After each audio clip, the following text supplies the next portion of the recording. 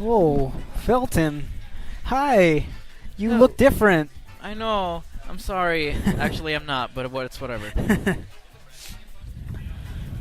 We saw Queen 2-0 by Dionysus. I did. It was very impressive. He did some really cool stuff that he's been working on really hard a lot lately, and it's good to see that actually paying off. Nice.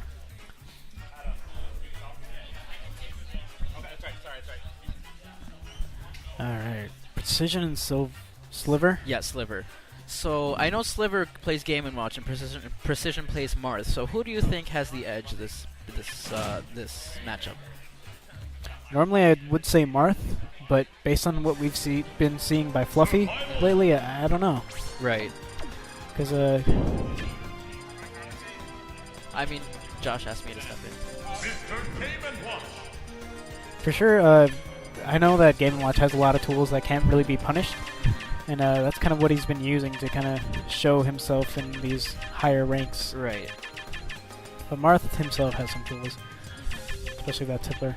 Now, Mr. Game & Watch adopting the cute nickname Mr. Jank & Watch for, like you said, all the tools he's got at his disposal that are Right. have unusually high priority, are really good offenses in and of themselves, and Fluffy is making for a name for himself, and let's see if SLIVR knows anything that Fluffy does. Right. And not counting Precision out at all either. I just fought him in Winners actually, and his Marth is really good. It does some really good things. His spacing is good. Okay. His mix-ups are there. So. Interesting. Yeah, the one thing that Game & Watch does have above most characters is the ability to absorb projectiles. Mm-hmm. But since Marth doesn't really have any at all, Right. I feel like it could be a pretty even game. Yeah, without the beautiful cheese that is Oil Panic, Right. Mr. Game & Watch, his matchup quality goes way down. Ooh. And right away, we're seeing some great spacing by SLIVR, knowing exactly where Precision is going to land and then punishing. Now, one of my favorite things to see from Mr. Game & Watch is down tilt, because it does come out very quickly. It does have some crazy wind boxes on it, as we all just saw, and Right. it does a respectable amount of damage. Right. And it's almost unpunishable, too. Oh. Ooh. Is that going to be it? Nah. Precision making these really good chains with, or maybe not chains, but using these forward airs very well, almost going for the spike too, but not getting Right. Oh, is that going to be it? Yep. Ooh. And one thing that we do know from Game & Watch is that he is one of the lightest characters, so he does get killed very easily. Ooh. He is two-dimensional. He'll die if you breathe on him. One thing that I've noticed that Fluffy likes to do is after you kind of use your recovery and you're just floating down and you get that up air, you're just floating down, he likes to punish with something, maybe like a side B or something. Yeah, most Game & Watches will only ever do the down air, which, I mean, SD, that's really unfortunate. But as I was saying, a lot of Game & Watches do generally come down from that immediately with the down air, which Right. isn't a bad thing, but it becomes very, very readable Right. after, like, the first 2 times you do it, so it's really good to try and mix that up a little bit. Exactly.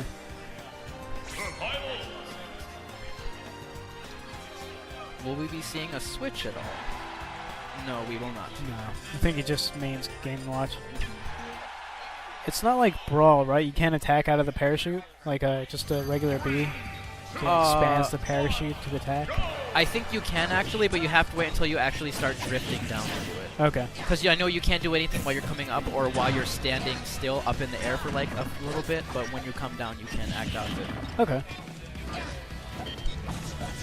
Ooh. And we went to FD too.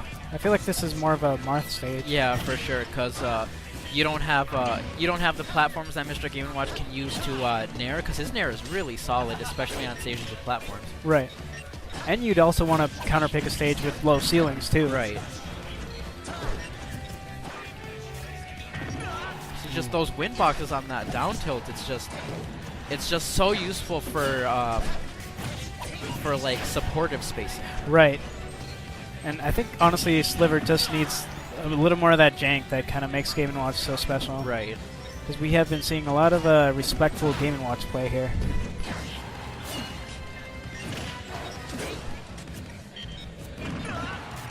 Ooh, nice forward tilt.